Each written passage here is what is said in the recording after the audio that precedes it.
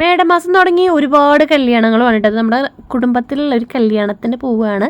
അപ്പോൾ പാലക്കാടാണ് കല്യാണം കേട്ടോ. അപ്പോൾ നമ്മൾ ഫാമിലി ആയിട്ട് തന്നെ അപ്പോൾ നമ്മൾ കല്യാണത്തിന് പോകണം.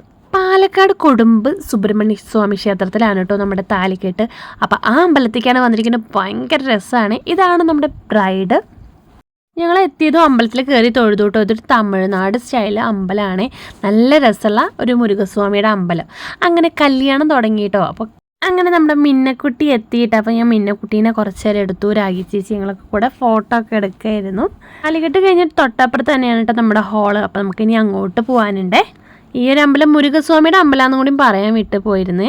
അമ്പലത്തിൻ്റെ ബാക്ക് വശത്തായിട്ട് തന്നെയാണ് കേട്ടോ നമ്മുടെ ഈ ഒരു ഓഡിറ്റോറിയം വന്നിട്ട്. ഓഡിറ്റോറിയത്തിൻ്റെ എൻട്രൻസ് കാണുമ്പോൾ തന്നെ നല്ല രസമാണ് കേട്ടോ. ഈ വാഴയിലും പിന്നെ ഈ വെറ്റില പാക്ക് അങ്ങനെ ഒരുപാട് നല്ലൊരു തമിഴ്നാട് സ്റ്റൈൽ തന്നെയാണ് കേട്ടോ ഈ ഒരു കല്യാണം അറേഞ്ച് ചെയ്തിരിക്കുന്നത്. പിന്നെ ഞങ്ങളെല്ലാവരും ഓഡിറ്റോറിയത്തേക്ക് വന്നു കേട്ടോ. കല്യാണം കഴിഞ്ഞിട്ട് ചെക്കനും പെണ്ണും വന്നു. അപ്പോഴേക്കും ഭയങ്കര തിരക്കായി ഓഡിറ്റോറിയം.